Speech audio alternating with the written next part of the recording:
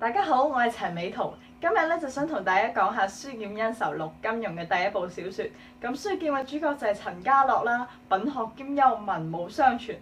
可惜啦，佢嘅志向係反清復明。喺呢個時候，主角光環就唔係好夠用啦。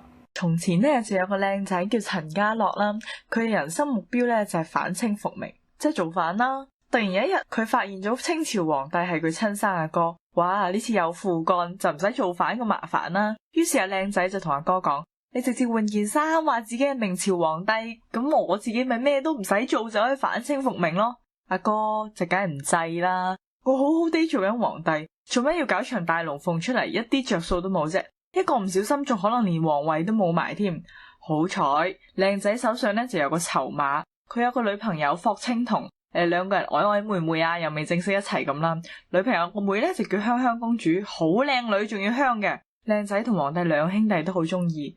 靚仔諗諗下，唉，咁算啦，我讓個靚女俾你，你幫我反清復明啦。咁啊，將個靚女送咗出去。皇帝咧開開心心咁簽收，女又有啦，皇位又有啦，梗係唔搞咁多花臣啦，仲想殺埋個靚仔同佢啲部下添，費事佢哋暗暗沉沉。雖然阿靚仔就有主角光環冇死到，但係反清復明嘅大計咧就咁失敗咗啦。賠了夫人又折兵嗱，所以話咧貨到付款係好重要嘅，未收到貨咧就唔好俾晒自己嘅籌碼出去。咁陳家洛到底呢啲係懶定蠢呢？其實兩樣都有啲嘅。再講下陳家洛嘅兵器啦，其實除咗百花錯拳之外咧，佢仲有一樣獨門武器係叫劍盾珠索嘅。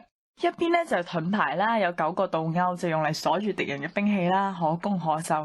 另一邊咧就係5條繩嚟嘅，每條繩咧都有個鋼波，專門用嚟點穴。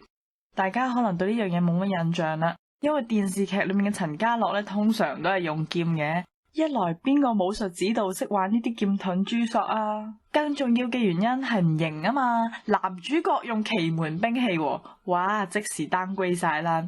金庸筆下用奇門兵器嘅主角咧，淨係得陳家洛一個嘅啫，通常係配角先會用呢啲嘢噶。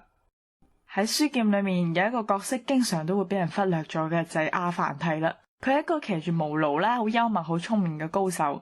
書入面有一段咧就講佢問人哋借咗個大鐵鑊啦，咁人哋叫佢還啦，佢就拎咗個細鐵鑊出嚟就話：呢個係個大鐵鑊生個仔啊，還住先啦。債主諗喂有着數啊，咁啊收咗個細鑊先啦。過幾日阿債主又嚟收數。阿凡提話冇啊，個大鐵鑊死咗啦。債主好嬲，唔好還啦，鐵鑊嚟嘅喎，鐵鑊都會死啊。阿凡提話係啊，你都信佢會生仔咯，咁會生仔就梗係會死噶啦。咁有個女角咧見到阿凡提咁有智慧，咁啊女仔就中意請教下啲感情問題。我中意咗個男仔嘅，佢唔肯同我結婚點算啊？阿凡提就答：我養咗隻好硬頸嘅驢，隻驢成日都唔肯喐，於是咧我就喺邊上掛個蘿蔔，身喺隻驢面前搖啊搖，隻驢想食蘿蔔咯，咪一直向前行咯。嗱，即係教個女仔搵嘢引誘個男仔娶佢，咁個女仔咧最後都逼婚成功嘅。唔知大家有冇覺得阿凡提呢個名好熟呢？其實佢係一個維吾爾族嘅智者嚟嘅。1958年之後咧，中國出版咗14個版本嘅阿凡提的故事啦，佢都真係騎驢噶。喺土耳其博物館裏面咧有佢嘅畫像，據講咧佢騎驢係倒轉嚟騎嘅。因為咧，佢覺得如果佢正常咁騎驢嘅話咧，啲學生跟住佢嗰陣就只有跟喺佢後面啦。如果啲學生喺前面行，阿凡提就淨係睇到啲學生嘅背脊，所以佢咪倒轉嚟騎咯。不過書劍出第一版嗰陣咧係1955年，嗰陣阿凡提啲故事都未發行，所以嗰陣啲讀者咧就應該未必會發現金庸參考咗呢個人物啦，同埋呢啲維吾爾族嘅小故事啦。